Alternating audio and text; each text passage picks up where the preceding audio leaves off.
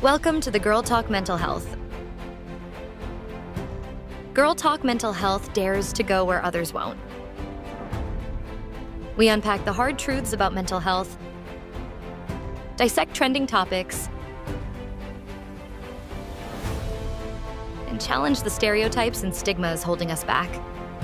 From navigating the 6 dimensions of wellness to redefining social norms, this is more than a discussion.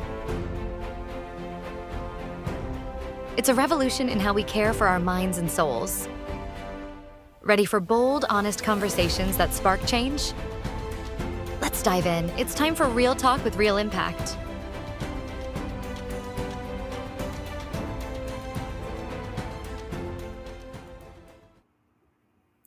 Have you ever wondered if someone you love is hiding behind their smile? In this week's episode of Girl Talk Mental Health, we uncover the hidden signs of suicide that often go unnoticed.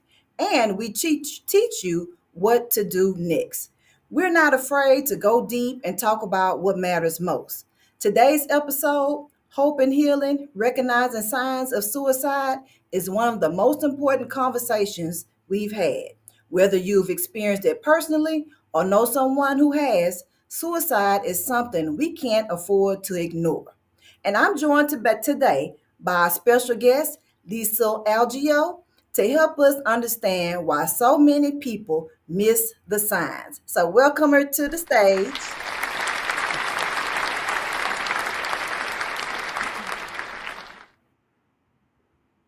Welcome, Leisl. How are you doing? Hey, Virginia. Hi, everyone. Nice to be here today. So tell the audience a little bit about you so they can become familiar with this beautiful face today. Yeah, sure. So I'm Leisl. I am from Cape Town, South Africa, all the way at the tip of Africa. Okay. Yeah, and I work in the early childhood development sector. So South Africa has a big population that lives in poverty, and I work in really distressed areas, trying to help young women become teachers. Oh, So that's that's what I exciting. do full time. I'm a mother of two boys. They are 14 and 16 years old. And I'm also in the process of starting a women's mentorship program, Yeah, which, yeah, I hope will be something exciting. it sounds exciting. Sounds like you have your hands full doing a lot of great things in this Yeah, world, in your I community as well, especially in Cape Town. That's awesome. yeah, thank you. I enjoy it. So you ready to dive into today's conversation?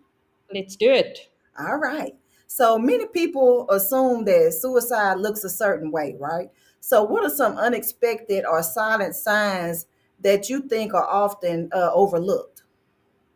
So I think one of the things that can happen is you can actually become quite high functioning just before a suicide attempt in Mhm. an attempt to mask what is going on with you.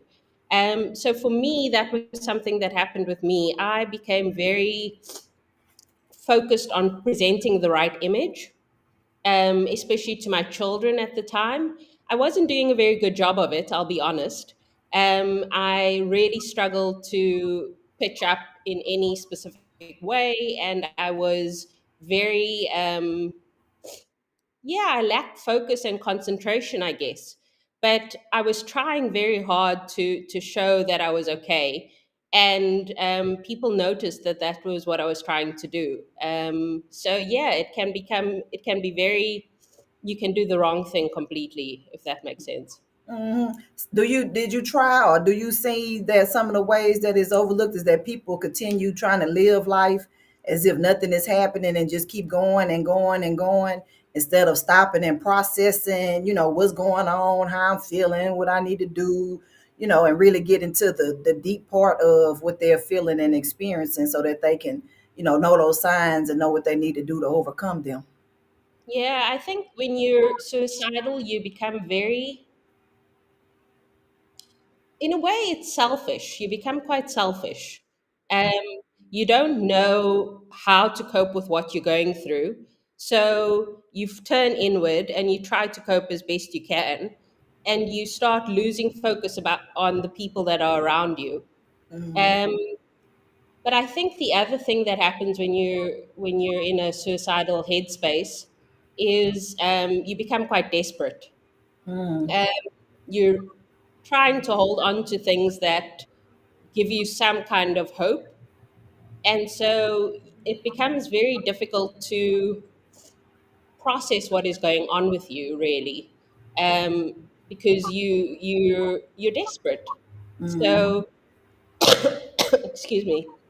So you choose things that aren't necessarily going to serve you or your family in that space, um, and you become very yeah, negative. And I suppose, as I mentioned, the word desperate is the one that stands out to me a lot, right. because just there's just no hope. Yeah, those are some good signs that people overlooked, especially the part about being selfish, because a lot of times people do say that when people commit suicide that they're being selfish. And so when they feel like, oh, I'm thinking of ending my life, I'm selfish. So then once again they keep it hidden.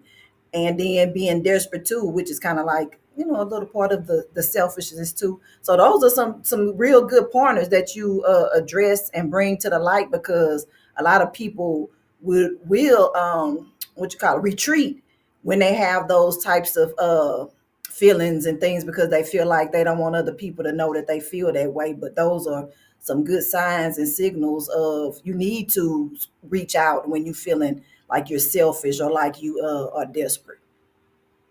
Absolutely, and I think the difficult part is the reaching out part. Uh, Hmm. I mean, anyone you speak to has been suicidal; they struggle to reach out. So it's important, I think, that it's that selfish thing that you need to put aside, and you need to understand that there's more to it than just you, especially when there's family and friends involved. I had two young kids at the time, and unfortunately, they knew what had happened. And I'd regret it. I still, if I had just chosen to talk to someone at that point, it would have been a very different story for me and for them.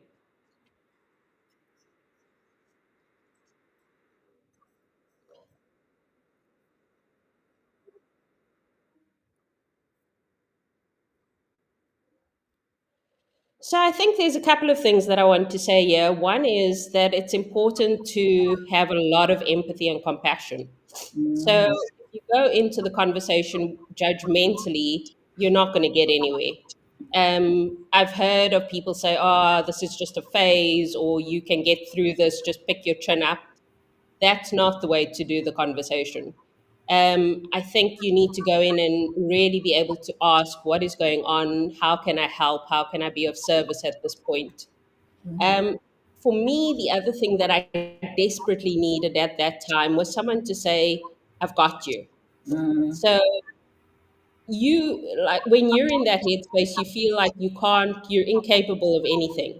And so you need someone to just hold your hand and say, "We can walk this road together, and I'm here for you through no matter what you're going through."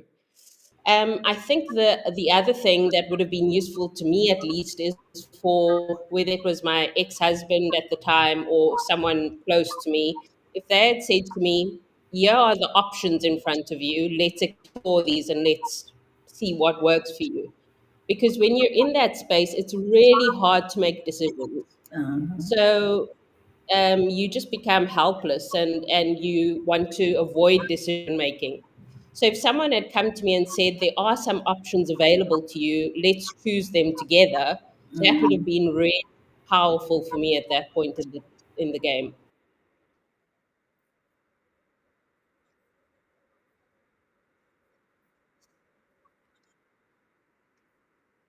No, so unfortunately, I made an attempt at my life, and I landed up in hospital, and that's how the support came. It was only once I was in a very dire situation that the support came. Um, I was, I think the difficulty in my situation was that I had just moved to Australia. So I was in a space where there was no community. I didn't have anyone around me. I had a husband who wasn't very happy in my marriage at the time. So I was lost. I didn't have a support system. And that was a big part of why I ended up where I did, I think. I think when you do have people around you, like your family, your faith based community, that kind of thing, it makes a big difference. And if I had to do it over again, I would have joined into some community because I think that would have changed the game for me. It's interesting that you say that because that's like one of the reasons why I developed the Girl Talk Mental Health Show is so that we can educate more people, especially the diverse communities and diverse ways that mental health presents itself in our lives. But my mom committed suicide on her, but she completed on her third attempt.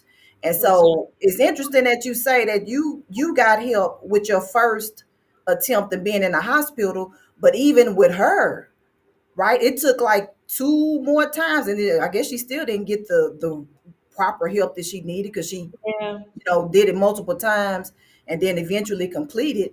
But it's just like seeing those different layers. Like you got the proper help that you needed the first time, but it took her with wait, even after the third one, right?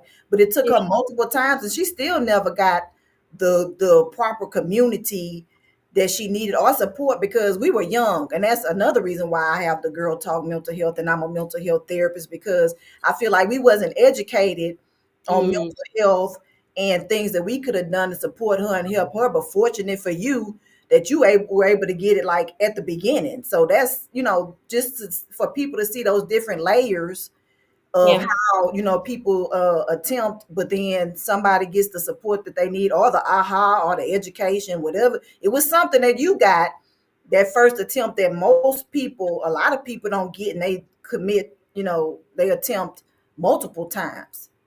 yeah.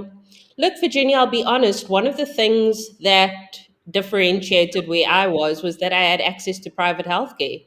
And Mm. not everyone has access to that. It's expensive, but being able to see someone that you can talk to openly and honestly on a regular basis, someone that knows how to support you, that makes the world of difference.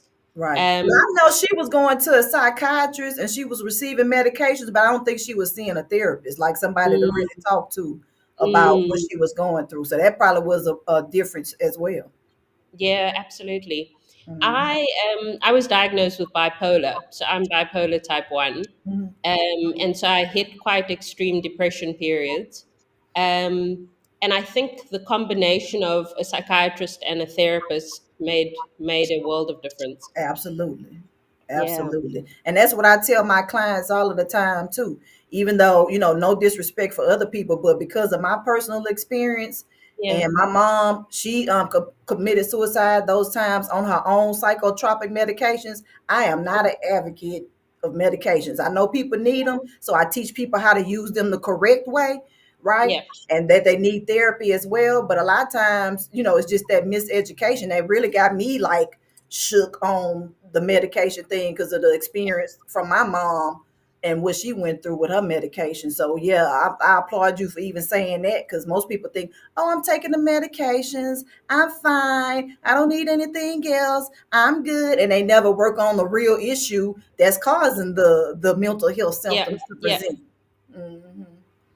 So that's good. And I think it's a good stopping point, well, midpoint. So let's take a quick commercial break so we can gain our composure, because this is a tough topic for a lot of Mm, people. And I'm glad that you are transparent and able to be at a point in your life where you're able to share that story, because a lot of times it takes people a long time before they're able to share their story. So, while we on this commercial break, go ahead and pat yourself on the back. thanks, You Virginia. are brave and strong. And we'll be right back after this quick commercial break. You weren't meant to break, you were set apart. What if your deepest pain was the birthplace of your greatest purpose? Meet Gingerbread, a child caught in the chaos of her mother's depression and suicide attempts. She never asked for trauma, shame, or to feel invisible, but she found something greater. Set Apart, the journey to find hope through loneliness, shame, and death is more than a book. It's the breakthrough you didn't know you needed. If you've ever said, I'm fine, when you were falling apart. If you've ever thought, this story isn't for me, it is. Don't let fear, excuses, or busyness rob you of healing. This book will shatter the silence, stir your soul, and remind you, you were never forgotten. You were set apart. Set Apart: The Journey to Find Hope in Times of Shame, Loneliness, and Death by author Virginia Dale Manning. Available now, because hope can't wait.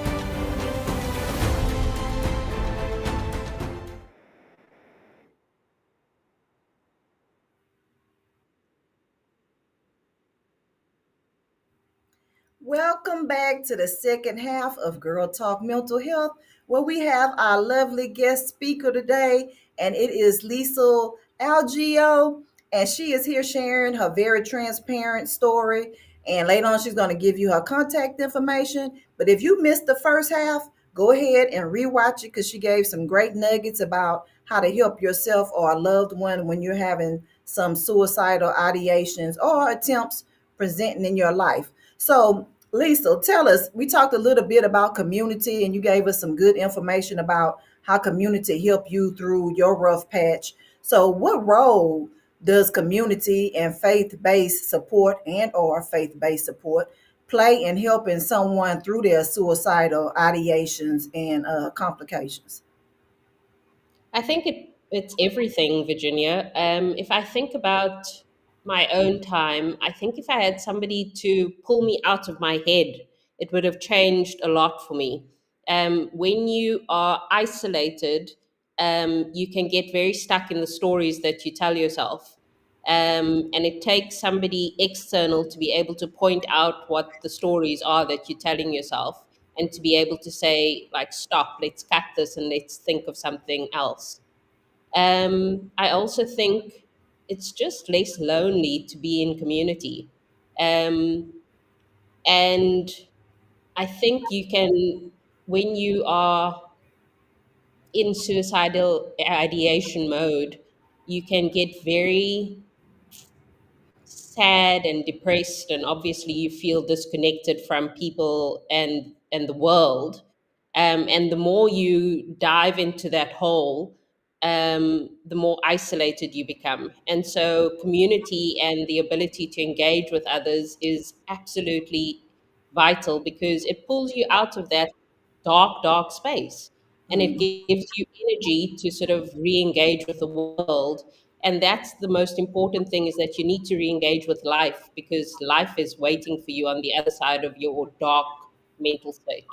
Mhm. So what's besides your faith-based community, which is probably your church or however you worship, what other community did you have some other kind of community entity that helped you out besides your church and family? Not in Australia at the time. I had just moved there, and I think that was a big part of it, was being in a new space. Okay. Um, but I think just knowing what I experienced, being cut off from my family, who all were back in South Africa, that was massive. I think your family play a huge role in your ability to pull out of things. They're just there no matter what. So lean on your family when you're in a difficult space. Absolutely. So this brings us to my favorite part of the show, and it is the spotlight question. Are you ready? Please go ahead.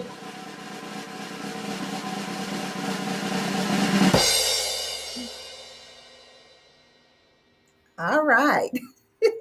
You already gave us so many great tools and action steps to take and to think about.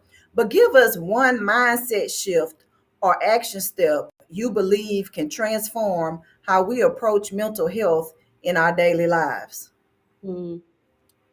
So I really believe that when you have a mental health challenge, you tend to believe that there's something wrong with you, that your brain is broken in some way, and that it's up to you to stay away from your brokenness almost.